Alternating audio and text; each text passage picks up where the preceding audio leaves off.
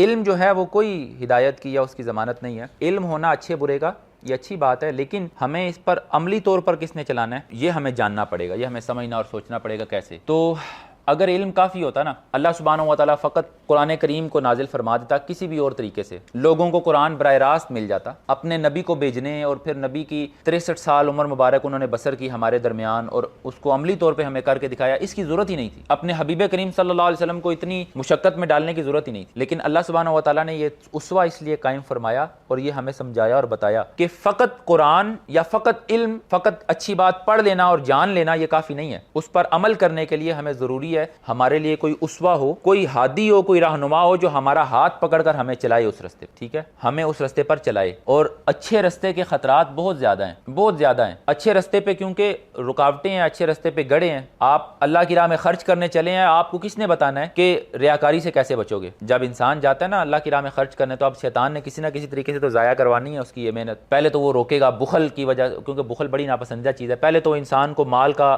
کمی کا خوف دلائے گا. قرآن میں اللہ نے فرمایا شیطان یعدکم الفقر، شیطان تمہیں فقر کا خوف دلاتا ہے، وَيَأْمُرُكُم بِالْفَحْشَاءِ اور برائی کا حکم دیتا ہے. تو یہ جو ہمارے دل کے اندر غربت کا خوف آتا ہے نا، یہ بنیاد طور پر شیطان کی طرف سے ہے. قرآن میں پتہ نہیں مستقبل کیا ہوگا اور کیسے سروائیو کریں گے، یہ کیسے، یہ شیطان کی طرف سے ہے، لکھ لیں. تو یہ شیطان ہمیں فقر کا خوف دلاتا ہے. تو جب ہم اس ڈر کو اوور کم کر لیتے ہیں اور ہم اللہ کی راہ میں خرچ کرنے کے لیے تیار ہو ہی جاتے ہیں، اب پھر شیطان کیا کرتا ہے کہ چلو یہ پہلا حربہ ناکام ہوا، اب کیا کرنا ہے کہ اس کا یہ جو خرچ کرنا ہے اس کو میں ضائع کرواؤں ریاکاری کے ذریعے. وہ پھر اس کے اندر ریا کا عنصر شامل کر دیتا ہے کسی نہ کسی طریقے سے. اور یہ ریاکاری اتنی عجیب چیز ہے کہ پتہ نہیں چلتا بندے کو، اور بندے سے ہو جاتی ہے. اس سے بچنا بہت مشکل ہے. صرف اور صرف کامل کچھ چیزیں آپ کے اندر ایسی ہوتی ہیں، مثال کے طور پر اس کی مثال ایسے دی جاتی ہے جس طرح آپ کے منہ کی بدبو ہے نا، وہ آپ کو نہیں پتہ چلتی، وہ سامنے والے بندے کو آ رہی ہوتی ہے. آپ کے کچھ عیب آپ نہیں دیکھ سکتے، وہ آپ کو آپ کے سامنے والا بتاتا ہے کہ تمہارے اندر یہ مسئلہ ہے، یہ اس کو درست کر لو. ٹھیک ہے، تو ہمارے اندر بعض اوقات نفاق ہوتا ہے،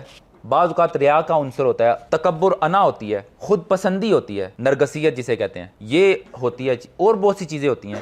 یہ ہم ان کو خود نہیں دیکھ سکتے کہ ہمارے اندر یہ ہیں، جب تک کوئی ایسا شخص ہو جو ان سب چیزوں کا ماہر ہو اور وہ ہمیں بتائے اور سکھائے کہ بھائی یہ مسئلہ ہے تمہارے اندر. پہلے وہ مرض کی تشخیص کرے اور پھر اس مرض کا مؤثر علاج بتائے. اور وہ بندہ ایسا ہو اس نے ہزاروں لاکھوں مریضوں کا علاج کر رکھا ہو، جسے کہتے ہیں نا کہ تجربہ جو ہے نا تجربہ کار حکیم ہو، طبیب ہو، اس سے دوائی لی جائے. تو ایسا کوئی طبیب تلاش کریں. مشائخ اہل بیت ہیں جن کے بارے میں نبی کریم صلی اللہ علیہ وسلم نے ارشاد فرمایا کہ میں تم میں دو ہی چیزیں چھوڑے جا رہا ہوں، قیامت تک یہ کبھی جدا نہیں ہوں گے، اور یہ دونوں ہدایت کی ضمانت ہے. جو ان دونوں کو تھامے گا وہ گمراہ نہیں ہوگا. ان دونوں ایک نہیں، دونوں. ان میں سے پہلی کتاب اللہ اور دوسری میری اطرت، میرے اہل بیت. یہاں یہ یاد رکھیں، ہمارے یہاں نا اس حدیث کو اہل بیت کرام کی محبت بیان کرنے کے لیے بیان کیا جاتا ہے کہ اس سے مراد اہل بیت کرام کی محبت ہے. نہیں، محبت والی اور احادیث ہیں. حضور نے فرمایا کہ اہل بیت کرام کے بارے میں ارشاد فرمایا کہ واللہ لا يدخل قلب رجل الایمان حتى يحبهم لقرابتهم مني، کہ اللہ کی قسم اس بندے کے دل میں ایمان داخل ہی نہیں ہو سکتا جو میرے اہل بیت سے میری محبت کی خاطر محبت نہ کرتا ہو. حدیث ہے. تو یہ محبت والی بے شمار احادیث اور ہیں، لیکن یہاں محبت کی تو بات ہی نہیں ہو رہی.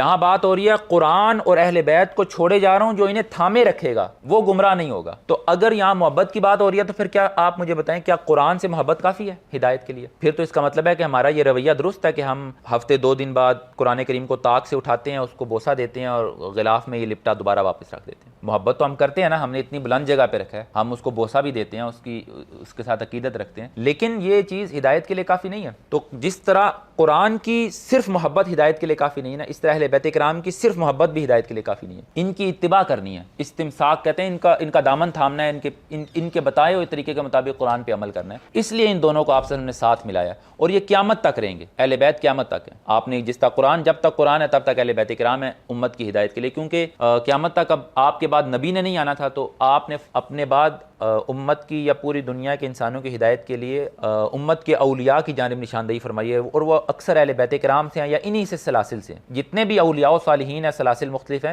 بنیادی طور پر وہ اہل بیت کرام سے ہی نکلے ہیں. آپ کسی بھی سلسلے کو لے لیں، اس کی انتہا اہل بیت پر ہی ہو رہی ہوگی، جا کے سیدنا علی پر، سیدنا امام حسین پر، حسین کریمین پر، تقریباً ایسا ہی ہے. اور اگر کوئی بھائی ابھی تک کہیں بیعت نہیں ہے تو وہ اس چیز کی فکر کریں اور اس کو تلاش کریں. اور جو بیعت ہیں الحمدللہ، یہ تو بڑی اچھی بات ہے، کہیں بھی بیعت ہیں، کسی بھی سلسلے سے وابستہ ہیں، ان کے پاس رستہ موجود ہے، وہ کوتاہی کر رہے ہیں اس رستے پر چلنے میں، یہ الگ بات ہے، ان کو نہیں کرنی چاہیے، اس رستے پر چلنا چاہیے، اپنے شیخ سے وابستہ ہوں، ان سے پوچھیں جا کر۔ اور اگر کوئی بھائی کسی سے وابستہ نہیں ہے تو ان کو چاہیے کہ وہ تلاش کریں، جو ہمیں بتائے گا کیسے چلنا ہے، کہاں نہیں جانا اور کہاں جانا ہے، کہاں قدم رکھنا نہیں ہے اور کہاں رکھنا ہے، کہاں گڑھا آ جائے گا اس میں گر سکتے ہیں، ہمیں انگلی پکڑ کے جنہوں نے چلانا ہے، ٹھیک ہے، ایسا کوئی تلاش کرنا ہوگا، ان کے پیچھے پیچھے چلنا ہوگا انشاءاللہ۔ میاں محمد بخش صاحب کا ایک شعر ہے، وہ پرونا کدی نہیں رجدا، مطلب وہ مہمان کبھی نہیں اس کا پیٹ بھرتا جیڑا دو کراندا سانجا، ٹھیک ہے، اکو ہی پاسا رکھ لے ہیرے یا کھیڑے یا رانجا۔ تو یہ جو دو کشتیوں کا مسافر ہوتا ہے نا، بالآخر ایسا ہونا ہے کوئی لہر آئے گی اور وہ کشتیاں کھل جائیں گی، اور آپ کو پتہ ہے ایک ٹانگ ادھر اور ایک ٹانگ ہو تو اس کا کیا حال ہونا ہے، یا وہ پانی میں گرے گا، اور اگر وہ دونوں پہ برقرار رہنا چاہتا ہے تو پھر اس کو آدھا وہاں جانا پڑے گا اور آدھا کٹ کے وہاں جائے گا۔ آپ ایک ہی ہادی کے رستے کی دیکھیں، ہم اس چیز کو اس طرح ڈسکس کرتے ہوتے ہیں کہ آپ یوں سمجھیں کہ آپ نے کراچی جانا ہے، منزل ایک ہی ہے، رستے بہت ہیں، اور وہ سب رستے پہنچاتے ہیں منزل پہ، افیکٹو ہیں، کوئی سلو ہے کوئی تیز ہے، مطلب آپ بائی روڈ چلے جائیں، بائی ایئر چلے جائیں، بائی ٹرین چلے جائیں، لیکن بیک وقت آپ تینوں رستوں کو اختیار نہیں کر سکتے، ممکن ہی نہیں ہے نا۔ تو اب جو آپ کے سوال کی جانب، پہلے تو یہ آپ کو سمجھ آ جانی چاہیے کہ شیخ ایک ہی ہوتے ہیں، ہادی ایک ہی ہوتے ہیں، دو نہیں ہو سکتے، اس میں ممکن ہی نہیں ہے دو ہونا، ایک ہی محبوب ہوتا ہے، اس کے بغیر ممکن نہیں ہے منزل ملنا۔